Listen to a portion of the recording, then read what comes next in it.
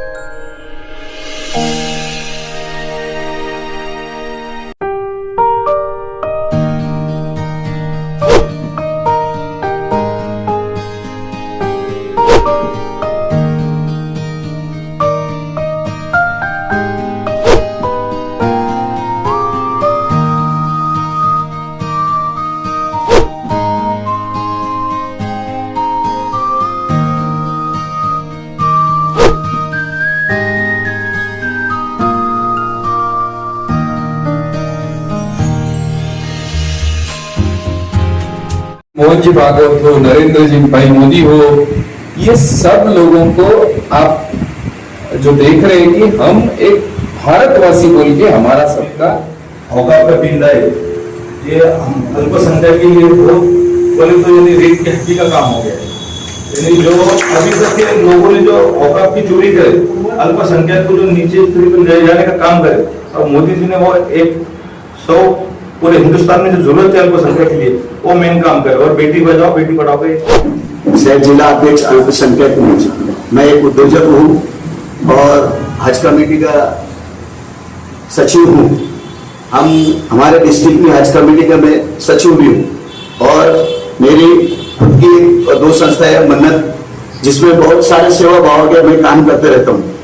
और मोदी जी का अगर बोलना चाहे तो आज हमारे लिए जो इंफ्रास्ट्रक्चर जो बन रहा है और जो जीडीपी के लिए जो कोशिश की जा रही है, उस वजह से आज हमारा देश पूरे दुनिया में हमारा नाम हो रहा है।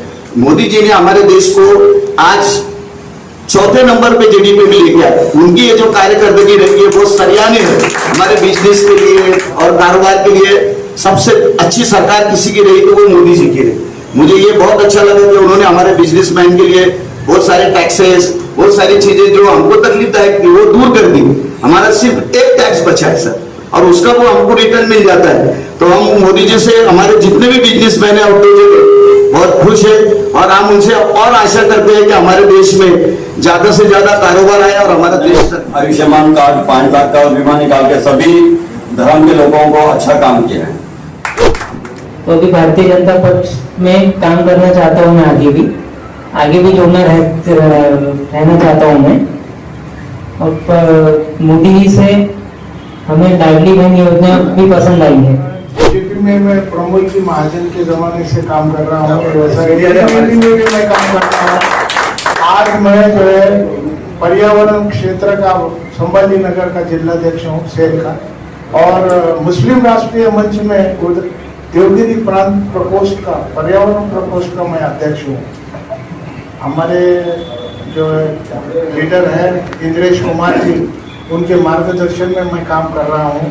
आज भी मोदी जी ने जो महिलाओं के लिए, विशेषतः मदरसों के लिए, और जो सोफिया कुरैशी को जो आगे बढ़ाया सिंदूर इसमें, वो हमारे लिए बहुत अभिमान की बात है। दूसरी बात यह है कि मोदी साहब ने पूरे भारत के मुसलमानों के लिए एक यूपीएससी की परीक्षा है उर्दू भाषा में निकाली है, रेलवे में है, यूपीएससी में। ये बहुत बड़ी उपलब्धि है मुसलमानों के लिए। इसीलिए मैं भाजपा को कम से कम 84 से मैं पर्यावरण क्षेत्र का काम कर रहा हूँ, लेकिन प्रमोद जी महाजन की अध्यक्षता में वो ABVP में योजना जो निकाले मोदी योजना जो है तो दवाखाने के लिए बहुत अच्छी लगी हमको। मैं जिला उपाध्यक्ष भारतीय जनता पार्टी का, मैं कलेक्टर ऑफिस के पूरे काम करता है। के इसके योजना के बहुत सारे मोदी साहब की तरफ से बहुत सारे योजना नहीं सुनी, उसमें की एक योजना बताओ कि वो बहुत अच्छी मुसलमान लाड़की बहन सबकी अच्छी है, सबकी सभी योजना अच्छी है, उसके बारे में क्या है? सत श्री अकाल महाराज जी। मोदी जी की अल्पसंख्यक योजना में जैसा एक मुद्रा लोन की एक योजना अच्छी है मुसलमान के लिए, सबके लिए। मोदी जी आपने हर जैसा अल्पसंख्यक सबके लिए जो राशन कर रहे इतने सालों से, आज तक किसी ने किया नहीं, वो राशन से नहीं करा मुसलमान। उसके आयोजक सलीम भाई, दौलत खान पठान जी, अपने वरिष्ठ नेता प्रदेश उपाध्यक्ष जो रहे हैं, प्रदेश प्रवक्ता के टीम में मैं उनके साथ काम किया हूँ। वैसे एजाज भाई, जब मैं प्रवक्ता था तो मैं एजाज भाई से बहुत सारी चीजें मैंने सीखी है, और सच में एक कट्टर कार्यकर्ता हर्षवर्धन बोले वैसे कैसे होना चाहिए, एजाज भाई की तरफ देखा तो सच में जितना कौतुक करे उतना कम है। सलीम चिश्ती जी, सैयद सलीम जी, शेख मोमिन जी, शेख अल्पसंख्यकों के लिए, विशेषता मुस्लिमों के लिए जिस पारदर्शिता से मोदी सरकार ने काम किया है वो पिछले 60 साल में कभी नहीं हुआ। सारे बिरादरी को 60 साल गुमराह करते हुए, बस वोटों की राजनीति करते हुए हम सबको पिछड़ा रखा, हमको वापरा गया, हमारी प्रगति नहीं होने दी, हमको बांटते रहे। लेकिन मुझे आज आपने जितनी भी योजनाएं गिनवाई उसमें से एक भी योजना में बताओ कि एजाज भाई का लेटर चाहिए, शालिनी ताई का लेटर चाहिए, पठान साहब का वसीला चाहिए, ऐसा किसी को हुआ? किसी में नहीं हुआ। लाडली बहना हुई तो नहीं, जरा पुरखे वाली है तो नहीं देना, ऐसा कब हुआ? राशन देते समय नहीं, जरा कौशल कॉलोनी में नहीं जाने का, ऐसा हुआ? इतना सब मोदी सरकार ने जो किया है वो आज तक कांग्रेस ने कभी नहीं किया। और आप लोग भाग्यवान लोग हो कि आप लोगों ने कमल को चुना, मोदी सरकार को साथ दिया, और आज आप भारतीय जनता पार्टी जो भारत देश को माता बोलती है उनके साथ आप काम करते हो, आप आपके समाज का प्रतिनिधित्व करते हो, बहुत बड़ी बात है। एक बार जोरदार तालियां। अब इतना होने के बाद हमारे पास हमारे सीने पे कमल नहीं है, हम हमारे गले में कमल लेके नहीं जाते। क्या कारण है? इसमें कुछ झूठ है कि एजाज भाई को हमने नहीं प्रवक्ता बनाया और उनको कुछ तो भी अलग से खिचड़ी बना के दी और उनको बोला बिरादरी को ईड़ा बनाओ, ऐसा तो नहीं हुआ। सलीम भाई को ऐसा कुछ किया, पठान साहब को ऐसा कुछ किया, इतना सब खुली तरीके से काम हो रहा है, देश के साथ जुड़ के काम हो रहा है, कोई भेदभाव नहीं है। तो ये हम लोगों की ड्यूटी बनती है कि हम पार्टी को सीना तान के हमारे गली मोहल्ले में ले जाए। ले जाना चाहिए क्या नहीं चाहिए? क्या उसमें कि नहीं जरा मैं एक उधर से कुछ अलग से पॉकेट में लेके आया और आपको नहीं दे रहा, ऐसा तो गलत काम नहीं कर रहे ना। सब आप भारतीय जनता पार्टी में काम करते हो, साथ रहते हो, तो कभी कुछ ऐसे लगा कि भेदभाव है? नहीं है। तो हम इसमें, मुझे लगता है आप और मैं इसमें कम पड़ते कि हम हमारे बिरादरी में जाके बता नहीं पाते कि अरे जो हो रहा है वो सच में खुले दिल से और अच्छा हो रहा है। इसके जिम्मेदार गुनहगार हम सब कार्यकर्ता है। सही है कि नहीं? तो इस बार हमारे को एक प्रोजेक्ट अपने शहर के लिए आया है और वो है मन की बात। आप हर महीने में आखिरी इतवार को हम अपने देश के प्रधान सेवक नरेंद्र भाई मोदी को सुनते हैं और उस बातों में आप देखते हो कि हमारे गली का इंसान है, छोटा आदमी है, उसकी भी हर बात लेके वो हमसे संबोधन करते। तो इस बार की मन की बात में हम लोग अल्पसंख्यक मोर्चा के आप कार्यकर्ताओं की सूची बनाएंगे। कसं पोहोचवता येईल, बूथ लेवलवर जाऊन प्रत्येक बूथला एकत्र करून संघटित करून आपली ताकद आपलं कमळ घरापर्यंत कसं पोहोचवता येईल आणि मोदीजींचा जो संदेश आपल्या देशासाठी आहे, आपल्या अल्पसंख्याक नागरिकांसाठी आहे, हा संदेश आपण घराघरापर्यंत आपल्याला कसा पोहोचवता येईल, या 3 प्रमुख विषयांवर चर्चा करण्यासाठी, आपले विचार समजून घेण्यासाठी आणि पक्षाचे जे विचार आहेत, एजाजभाई आहेत, एजाजभाई हे अतिशय कर्मठ कार्यकर्ता म्हणून त्यांना ओळखले जातं। अनेक वर्षांपासून भारतीय जनता पक्षाचे पदाधिकारी म्हणून ते काम करतात। प्रदेशावर अल्पसंख्याक मोर्चाचे प्रदेश अध्यक्ष म्हणून सरांनी काम केलेलं आहे। मेरे वार्ड से कारपोरेट और उसके पीछे जितने इलेक्शन हुए मेरे घर का ही नगर सेवक चुनकर आता था, क्योंकि 451 वोट मेरे अपने तदबीर ज्वाइन कर रही है। 5 एकड़ में भीड़ शहर में घर है। मेरे आजोबा आमदार थे, दादा मेरे चुनते आमदार थे, तो मुस्लिम बहुल होने के बाद भी वहां हम जिसको बोले वो चुनकर आता था। तो सब ने बोले, नितिन कोटेचा हमारे पदाधिकारी थे, उन्होंने बोले एजाज भाई को सिंबल पे खड़े करना चाहिए। तो मैंने जवाब दिया, साहब एजाज भाई के घर का कोई नहीं खड़ेगा, जो मुंडे साहब देंगे वो कैंडिडेट को अगर मैंने चुनकर नहीं लाया, मुस्लिम नहीं हिंदू कैंडिडेट को अगर चुनकर नहीं लाया, तो मैं आगे राजकारण नहीं करूंगा।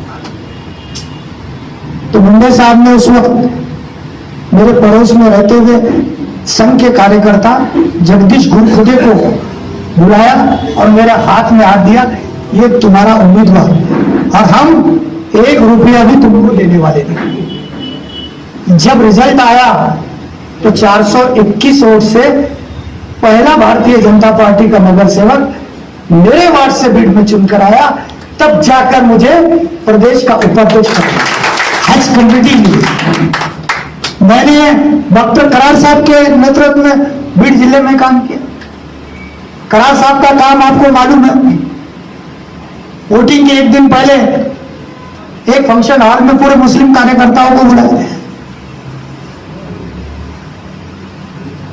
मुंडे साहब का इलेक्शन, सबसे पूछे कितने वोट मिले, 7,000 वोट का वहां पर गैस निकला बीड शहर में। किशोर जी 23,000 मुस्लिम वोट मुंडे साहब को बीड शहर से मिले, 23,000। बड़ा खुशी का दिन भारतीय जनता पार्टी छत्रपति संभाजीनगर के लिए है। आज मैं नया नवनिर्वाचित शहर जिलाध्यक्ष हूँ और आज हमारे अल्पसंख्यक मोर्चा के सलीम भाई पठान साहब, इन्होंने जो आज अल्पसंख्यक मोर्चा की मीटिंग बुलाई थी, उसमें आज आप सब देख रहे हो कि इस हॉल में मुस्लिम कार्यकर्ताओं यानी इतनी भीड़ हो चुकी है कि बैठने को जगह नहीं है। और हर एक ने जब अपनी बात रखी तो उस 11 साल में मोदी सरकार ने अल्पसंख्यकों के लिए, विशेषतः मुस्लिम समाज के लिए जो योजनाएं और जो निर्णय किए हैं उसकी तहे दिल से तारीफ की, खुल के बात की कि मुस्लिम समाज को, मुस्लिम कौम के लिए जो जो कुछ मोदी सरकार ने किया वो आज तक किसी ने नहीं किया। और पूरी पारदर्शिता के साथ सबको साथ रखकर हर योजना जो केंद्र में हो या राज्य में, मुख्यमंत्री देवा भाऊ हो या नरेंद्र मोदी जी हो, इन्होंने जो भी योजनाएं दी उसमें कोई भेदभाव ना करते हुए, वो लाडली बहना हो या आयुष्मान का कार्ड हो या घरकुल की योजना हो, इन सब को लेकर जो मुस्लिम कौम के लिए भारतीय जनता पार्टी ने काम किया है, उसके कारण मुस्लिम समाज एक विकास की धारा में समाविष्ट होने की राह पे चल रहा है। और ये केवल और केवल नरेंद्र मोदी सरकार, भारतीय जनता पार्टी के कार्यकर्ता के कारण हुआ है। और अभी आगे आप देखेंगे कि आज की इस बैठक में हर मुस्लिम कार्यकर्ता कह रहा था कि इस बार आने वाली मन की बात, जो हमारे देश के लोकप्रिय पंतप्रधान महीने के आखिरी इतवार को हमसे बात करते हैं, तो हर मुस्लिम कार्यकर्ता के घर ये मन की बात का प्रोग्राम होगा। शहर के भारतीय जनता पार्टी के पदाधिकारी उस मोहल्ले में जाएंगे, गली में जाएंगे और मन की बात गली मोहल्लों में सुनाई जाएगी। ऐसा एक बात तय हुई है। इलेक्शन के तौर पे भी हर बूथ पे कि वहां पे मुस्लिम बहुल है इसलिए हम छोड़ेंगे, ऐसा नहीं होगा। मुस्लिम बहुल भी हो तो वहां पे हमारी बूथ समिति गठित होगी और ये पूरा छत्रपति संभाजी नगर भारतीय जनता पार्टी के कमल से खिल उठेगा। ये आज हमारे सर ने जैसे मुझे मीटिंग के लिए आदेश दिए, मैंने एक शॉर्ट टर्म के अंदर हमारे जितने कार्यकर्ता को बुलाए वो सभी लोगों ने हमारे हाजिरी लगाए। मैं सबसे पहले हमारे नवनिर्वाचित अध्यक्ष किशोर भाऊ का बहुत बहुत आभार व्यक्त करता हूं कि उन्होंने सबसे पहली बैठक अल्पसंख्यक मोर्चे से शुरू की, क्योंकि सबसे संवेदनशील मोर्चा है। इसमें कार्यकर्ता काम भी करते हैं, लोगों से झगड़ते हैं और फिर भारतीय जनता पार्टी में हम लोग काम करते हैं। हमारे एरिया के अंदर हम इतनी कोशिशें कर रहे हैं कि हम भारतीय जनता पार्टी का परचम लहराएं, लेकिन कुछ वजह है, कुछ कारण है जिसकी वजह से हम फेल हो जाते हैं। वो चीज को आज हमने ये देखा कि हमारे अध्यक्ष को वो महसूस हो गई, इसीलिए सबसे पहली मीटिंग आज हमारे अध्यक्ष ने हमारे अल्पसंख्यक मोर्चे के लिए, क्योंकि हमारी कमजोरी उनको समझ में आ गई कि इनको सबसे ज्यादा ताकत अल्पसंख्यक मोर्चे को देना है आने वाले इलेक्शन की तैयारी के लिए। हमारा हर एक कार्य हम सक्षम करेंगे। ऐसे अध्यक्ष के साथ में हम यही कोशिश करेंगे अध्यक्ष जी हमारे ऊपर नजर बनाए रखे और हमारी कमजोरी के ऊपर हमें हर टाइम टोके, ताकि हम भारतीय जनता पार्टी के ज्यादा से ज्यादा कैंडिडेट हम हमारे एरिया से चुनकर ला सके।